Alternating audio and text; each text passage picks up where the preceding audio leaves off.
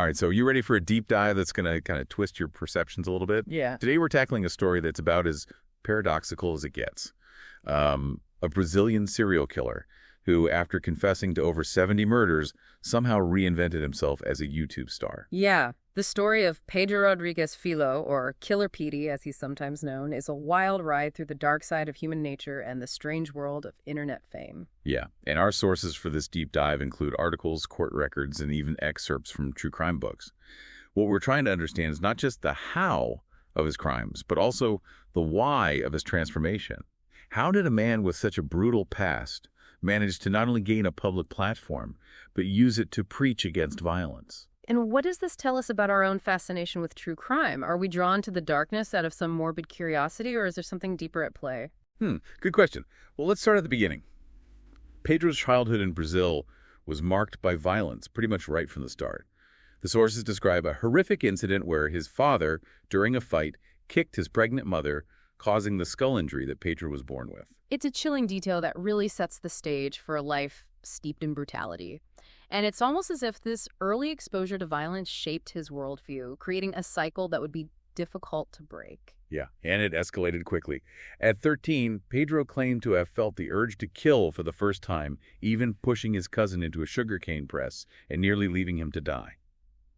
A year later, at 14, he committed his first murder, shooting the deputy mayor of his town. Now, the reason he gave for this was that the deputy mayor had unfairly fired his father. So this idea of righting wrongs, even through extreme violence, becomes a defining characteristic for Pedro. Yeah, it's a twisted sense of justice for sure. And after this first kill, Pedro went on the run, ending up in Mogi das Cruzes, a city near Sao Paulo known for its criminal underworld. And this is where things get interesting. Instead of shying away from that world, he dove right in, robbing drug dens and killing traffickers. It's almost like he saw himself as a vigilante, taking justice into his own hands. Yeah, and the media at the time absolutely ate it up. They painted him as this almost mythical figure, Pedrinho Matador, Little Peter the Killer.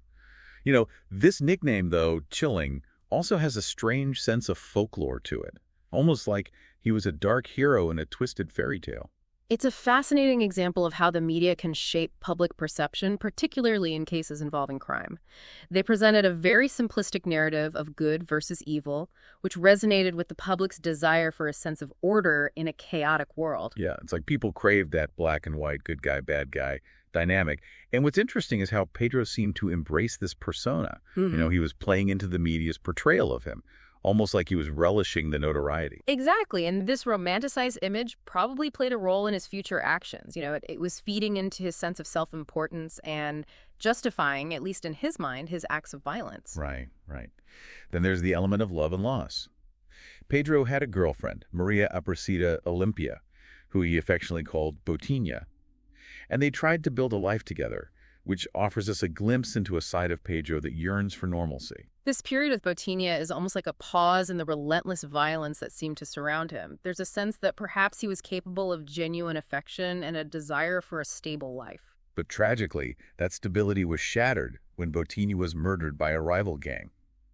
And that's when Pedro's descent into utter ruthlessness kicks into high gear. This was a pivotal moment for Pedro. It's as if Botinha's death extinguished any remaining hope he might have had for a different life. He became consumed with revenge, hunting down each member of the gang responsible for her murder. And the brutality with which he carried out these revenge killings is truly chilling. He seemed to lose all sense of restraint, driven purely by rage and grief. But even in this rampage, there's a disturbing level of calculation in his actions.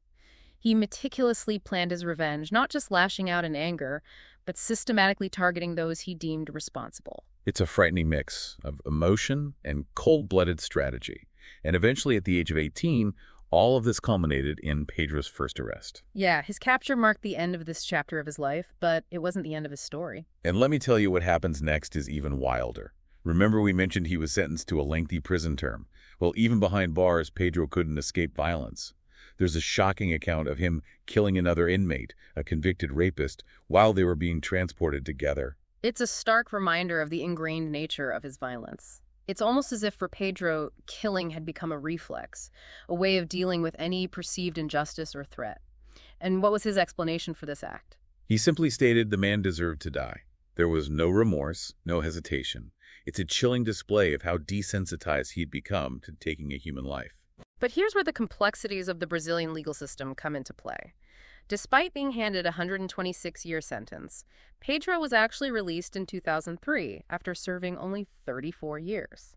Wait, 34 years out of 126? How is that even possible? At the time, Brazilian law capped prison sentences at 30 years. It's a system grappling with overcrowding, limited resources, and maybe even an unspoken acceptance of vigilante justice, especially when directed at other criminals. So after 3 decades in prison, a man convicted of multiple murders was just set free. It raises a lot of questions about the effectiveness and fairness of the justice system, especially in a country struggling with high crime rates. Yeah. What message does that send to the victims? To society at large? Yeah, it's a tangled web of moral and legal dilemmas. And what makes this whole situation even more complicated is that Pedro's freedom wouldn't last long. That's right. Just a few years later, in 2011, he found himself back behind bars. And this time it wasn't for murder, right? What landed him back in prison? The charges were inciting a riot and deprivation of liberty, crimes he allegedly committed while in prison. It's almost as if violence was an inescapable part of his existence, something that he couldn't shake even within the confines of prison walls. Okay, so we've got a convicted killer who can't seem to stay out of trouble even behind bars. Where does this story go from here? Because I know this is where things take a completely unexpected turn. It does. After serving 7 years of his 8-year sentence, Pedro was released in 2018. And this is where his story truly enters the digital age.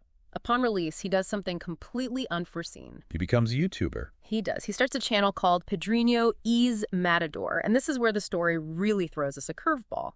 Instead of glorifying violence, which you might expect, Pedro uses his platform to speak out against it. He's commenting on modern crimes, sharing anti-gang violence messages, and urging young people to steer clear of a life of crime. It's an absolute mind-bender. It is, and it begs the question, what was the motivation behind this dramatic shift? Was it genuine remorse, a desire for redemption? Or was it a calculated move, maybe an attempt to rebrand himself and exploit the public's fascination with true crime for personal gain? Exactly. Is he trying to manipulate his image and gain a following by capitalizing on his notoriety? Or has he truly undergone some kind of transformation? And that's what we're going to explore in the next part of our deep dive, unpacking this unexpected chapter in Pedro's life and trying to decipher the motivations behind his YouTube persona. Because this is where the story gets even more complex. We have to consider not just Pedro's intentions, but also the role of the media and our own fascination with true crime. What is it about stories like this that capture our attention so intensely? And what does it say about us that a man who committed such heinous acts can find a platform and an audience, even if his message is now one of peace? It's a lot to unpack, and I think we've only just scratched the surface. Stay with us as we delve deeper into this fascinating and unsettling story in the next part of our deep dive into the life of Pedro Rodrigues Filho, the killer who became a YouTuber. Welcome back. It's fascinating to consider that a man once known for his brutality could reinvent himself in the digital age. It really is. So let's unpack this YouTube chapter of Pedro's life. He calls his channel Pedrinho Matador, which translates to like Pedrinho EX Killer. Even the name itself seems to acknowledge his past while suggesting a separation from it. Yeah, it's a clever branding strategy. I mean, it immediately grabs your attention using his notoriety to draw viewers in. Right. And then he flips the script. Instead of glorifying his crimes, he's posting videos with commentary on current crimes, speaking out against gang violence, and even offering, what could be seen as life advice to young people, urging them to reject a life of crime.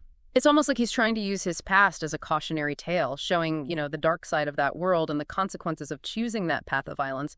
But it's hard not to wonder, is it a genuine attempt at redemption? Or, a calculated move to exploit his infamy for online fame? Exactly. It's a question that's hard to answer definitively. Some might see it as a cynical ploy for attention, while others might see it as a genuine effort, however flawed, to make amends. I mean, on one hand, he's directly addressing the very things he was once known for. It's like he's saying, look where this path leads, don't make the same mistakes I did. And on the other hand, he's also profiting from his dark past. By using his notoriety, he's attracting a larger audience. It's a complex situation where the lines between remorse, self-promotion, and maybe even a twisted form of entertainment all blur together. Yeah, it's a real head-scratcher. It forces us to think about the nature of redemption in the digital age. Can someone like Pedro Rodrigues Filho truly change? And if so, what does that even look like? Is it enough to just simply speak out against the very things he did? It's a profound question. Does public repentance, especially online, actually constitute true redemption? It's something for each of us to consider as we navigate this world where, past actions can be easily unearthed and broadcasted, but true intentions are often very difficult to decipher. And there's another layer to this. You know that popular TV show, Dexter, about a forensic analyst who moonlights as a vigilante serial killer? Yes, the one based on Jeff Lindsay's book series. Well, it turns out that Lindsay was inspired by Pedro's story when he was creating Dexter Morgan, his main character. He even started writing the books around the time of Pedro's first scheduled release in 2003. It's an incredible example of how real-life events can seep into fictional narratives. Talk about blurring the lines between reality and entertainment. Absolutely. And with the success of Dexter, Pedro got even more attention. He earned nicknames like, the Brazilian Dexter and the South American Punisher. It's this bizarre feedback loop where reality inspires fiction, which then circles back and amplifies the real-life story. It speaks to our fascination with the dark side of humanity. We're drawn to these stories of violence and vigilante justice, even as we grapple with their moral implications. Yeah, and it's interesting to consider how those themes play out differently in fiction versus reality. Dexter, despite being a serial killer, is often portrayed as like a sympathetic character, even a hero in some ways. But in Pedro's case, it's much harder to reconcile his past with any notion of heroism. It's because fiction allows us to kind of distance ourselves from the real-world consequences of violence. We can enjoy the thrill of a vigilante narrative without confronting the brutal reality of taking a human life. But when it comes to a real-life figure like Pedro, those consequences are impossible to ignore. He's not a character on a screen. He's a man who has left a trail of real victims in his wake. And that's what makes his YouTube persona so perplexing. Is he truly trying to atone for his past? Or is he simply playing into this fascination with true crime for his own benefit? It's a question that each viewer have to grapple with individually. And it's worth noting that Pedro's story wasn't just fodder for fiction.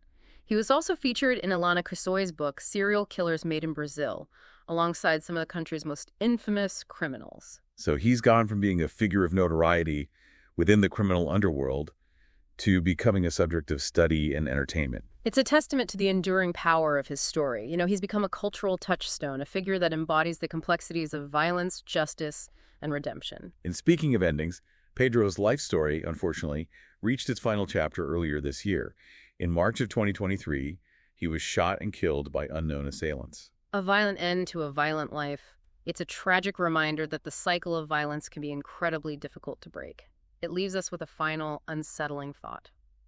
Yes, a thought that brings us back to our initial question about redemption.